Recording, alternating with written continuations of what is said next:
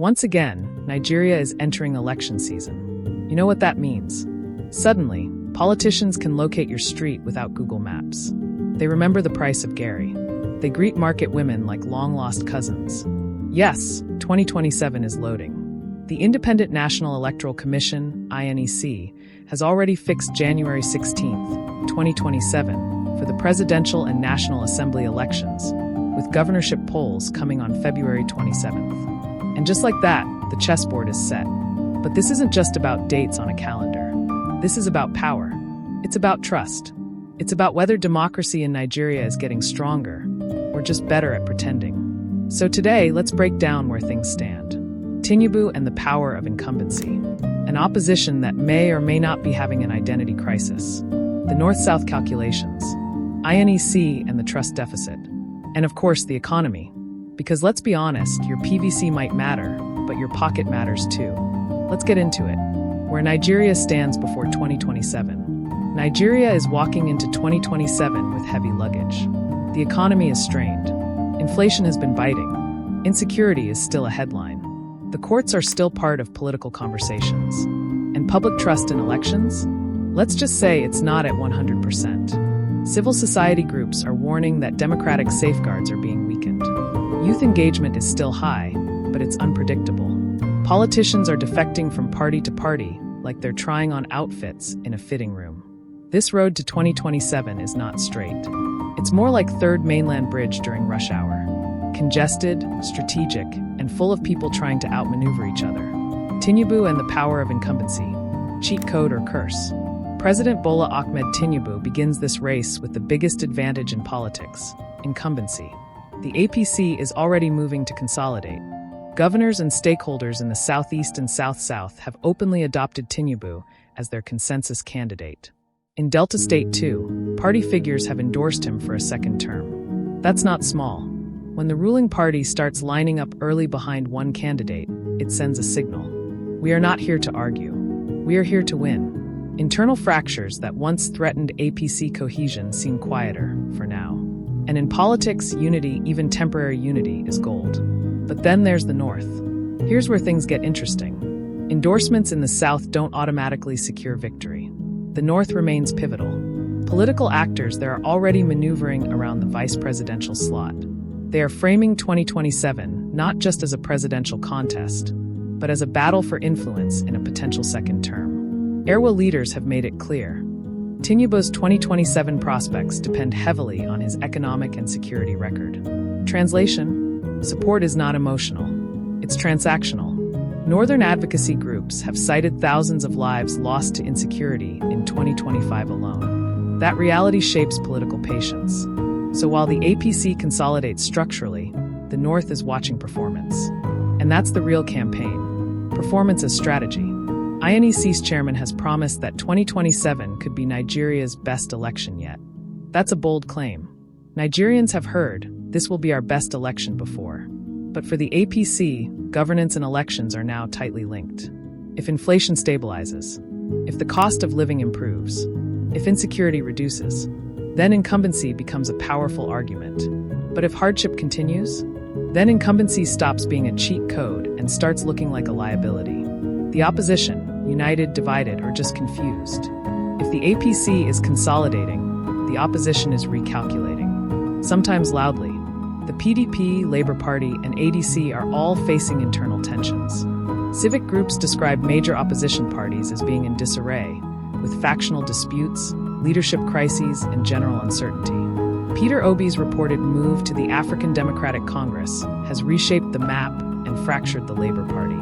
Meanwhile, under the Agobi 27 banner, some stakeholders are urging Atiku Abubakar to step aside and support Obi.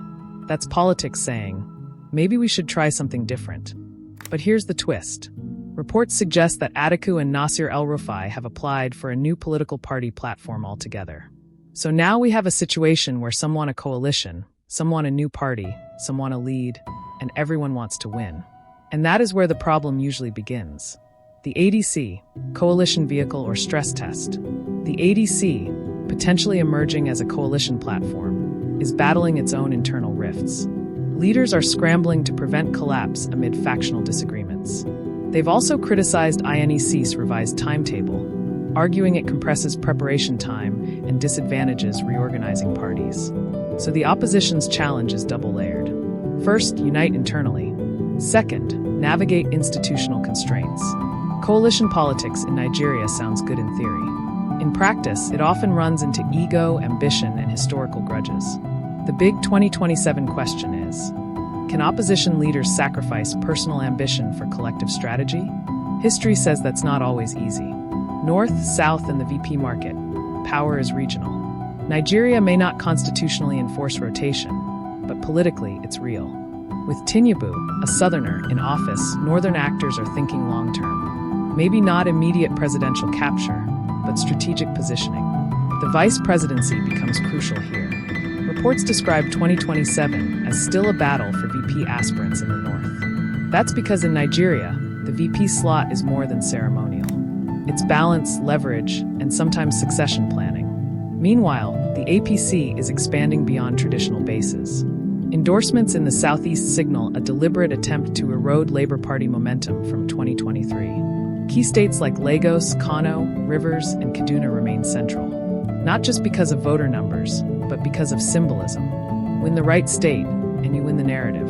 And in elections, narrative is everything. INEC, election dates, and the trust question. Now let's talk about the referee. INEC fixed January 16th, 2027 for the presidential election. But the National Assembly has proposed November 2026 instead. So the question becomes, who controls the calendar? This disagreement introduces legal and political uncertainty. It's not just about dates, it's about institutional authority. The Ramadan debate. Some critics argue that parts of the schedule fall too close to Ramadan, potentially affecting voter participation in predominantly Muslim areas. In Nigeria, even administrative decisions can quickly take on religious and regional dimensions. The confidence deficit. Here's the number that should concern everyone. Only about 45% of Nigerians express confidence in INEC's ability to conduct credible elections in 2027, according to Yaga Africa. That means more than half of the population is either unsure or unconvinced. CDD West Africa has called for restoration of electoral safeguards, warning that institutional weakening could undermine credibility. Then there's the issue of millions of uncollected PVCs. Imagine having a ticket to the biggest match of the year and leaving it at home. Civic groups warn that poor distribution or collection could exclude large numbers of voters. INEC insists reforms and technology will deliver Nigeria's best election yet. But credibility isn't just about technology. It's about trust. And trust is earned slowly and lost quickly. Democracy under pressure, security and the courts. Reports of gun attacks on opposition figures and rising political violence are raising alarm. In Edo, incidents involving Peter Obi and other actors sparked concern, especially amid claims of delayed law enforcement response. Accounts of politicians and supporters running for safety feed into fears that 2027 could become tense. Beyond election-specific violence, broader insecurity remains a major variable. Security affects turnout. It affects logistics. It affects perception of state capacity. Then there's the judiciary. Post-election litigation remains a likely scenario. The courts are not just legal arenas, they are political battlegrounds. If electoral outcomes are widely contested, the judiciary will once again be under intense scrutiny. Democracy, right now, is under pressure from multiple angles. The real issue, your wallet. Let's bring it home. Across regions, the economy dominates voter concerns. Inflation, cost of living, unemployment, currency instability. Northern leaders have explicitly tied their 2027 stance to Tinubu's economic performance. But this isn't just a Northern sentiment. It's national. Voters are less interested in speeches and more interested in prices. If economic indicators improve significantly before 2027, incumbency strengthens. If hardship persists, opposition narratives gain traction. It's that simple. The economy may decide this election more than any slogan. Youth, civil society, and the 2023 energy. The 2023 elections saw unprecedented youth mobilization. That energy hasn't disappeared, but sustaining it requires trust in the system. Uncollected PVCs and low confidence in INEC could dampen participation. Civil society groups like Yaga Africa and CDD West Africa continue to monitor processes and advocate reforms. Their influence isn't in vote counts, it's in legitimacy. When they speak, observers listen. And perception matters, domestically and internationally. Possible 2027 scenarios. Choose your adventure. Let's imagine 3 paths. Scenario 1. Incumbent consolidation. The APC remains united. The North buys in. The economy improves. Security stabilizes.